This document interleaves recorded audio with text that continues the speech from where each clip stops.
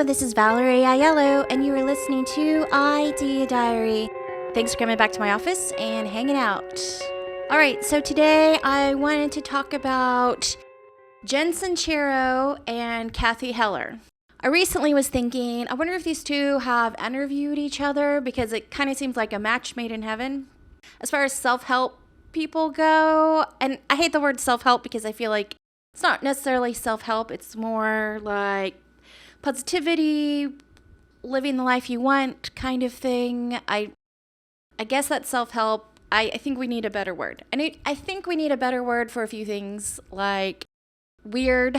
I think weird is a compliment, but it sounds like you're saying something negative when you call someone weird. I feel like it's an extraordinary great thing. I feel like the word woo-woo is condescending, but that's kind of the only way to correctly explain something that's so broad. Just having different ideas, and sometimes that goes to aliens or the Bible or time travel or psychics or a million trillion other possibility things that I think there's like 100 different conversations to have, and people like to call that woo-woo, and I feel like there's a better word, because I don't think it's necessarily negative. It's just how we describe things. And I'm flying off on a tangent. Okay, back to Cathy Heller and Jen Sincero. So Jen Sincero wrote a book called You Are a Badass, You Are a Badass at Making Money. Both books I've read. They're really easy to read, even for someone like me that might not necessarily read a whole book. It's definitely, if you pick it up beginning to end, you will finish it and enjoy it. It's a great book. And you kind of learn about Jen Sincero, where she was in a band and she was doing all these things and was living in a Venice Beach garage, which actually doesn't sound crazy, because when you live in LA, there's a lot of different styles of livings and different dwellings, and you don't necessarily need an air conditioner. So pretty much a lot of different types of things can be a living space, and it's not fancy, or it's not totally gross or totally whatever. But she was not enjoying her little garage apartment and just feeling like she felt like she should have been further along in life. And then became this author, and all these things happened. And there's a lot in between that I'm just jumping over. But the point is that she went from musician to reinventing herself into just kind of whatever she wanted to be. I feel like that's where she's kind of going along with it. Not that maybe giving up music or giving up on being a rock star or musician is like giving up. It's just kind of changing what you want, because you kind of do want different things in your 20s, then in your 40s, then in your 50s. I feel like 20s, 30s, you kind of still want the same things, but not everybody. Cathy Heller is a musician, and she did the LA thing, wanted to be a rock star, I think she was signed to a major, and then kind of fell into songwriting for commercials. And then her YouTube channel, I guess, started with teaching musicians how to make money being a musician. And her particular genre, her expertise was in selling songs to commercials and teaching people to be brave and go and ask different ad agencies, what kind of song do you need? And just calling them up and not feeling bad about it, and kind of being the go-to responsible songwriter that ended up making a huge career out of it. And it's not that she's a failed rock star. She just kind of reinvented her goals and her dreams.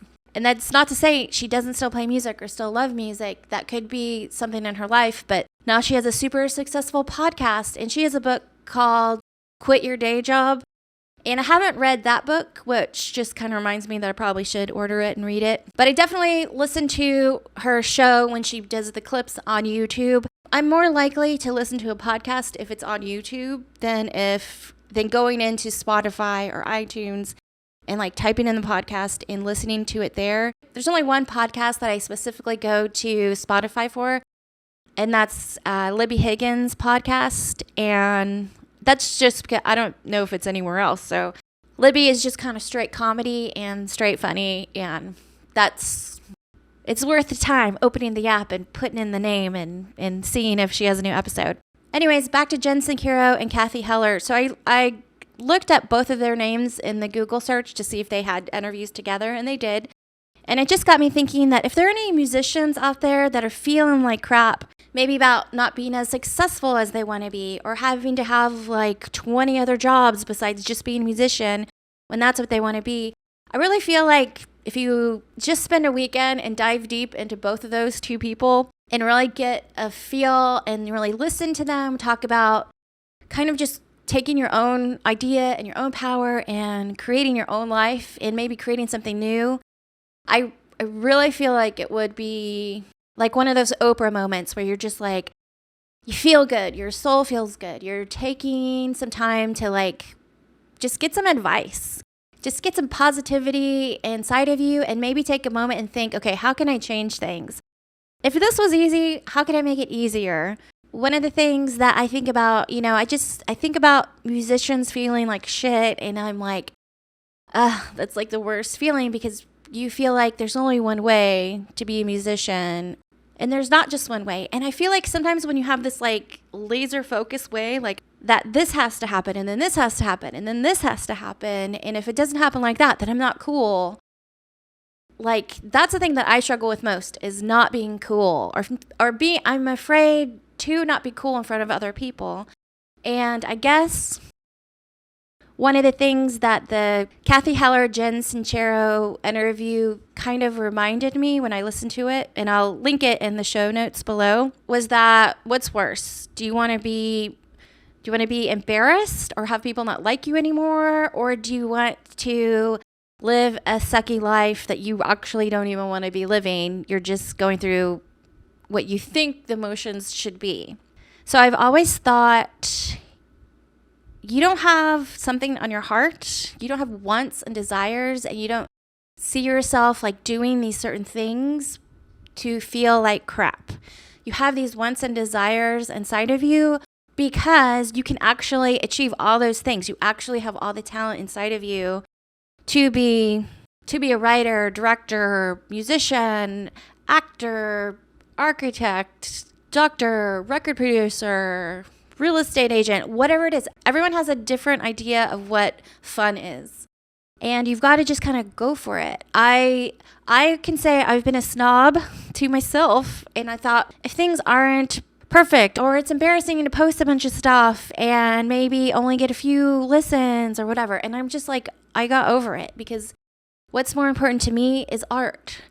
TikTok is like this weird video collage of life, and it's fun, and it's audio and visual, and that's kind of what I'm into. So I'm like, I'm just going to do TikTok. And maybe it's just a memory for myself, or maybe it's something more. I'm not really looking at it beyond that, except for I'm really into practicing editing video on my phone, and TikTok makes it really fun and easy. I wish I had some more variety, but I feel like that'll come in time, because there already is a ton of variety in the editing options inside the TikTok app. The point is that I'm just trying to really let loose, and I'm getting rid of the idea of things have to be a certain way, things have to unfold a certain way, or else it's not right, or it's not cool enough, or it's just whatever weird opinions I will have.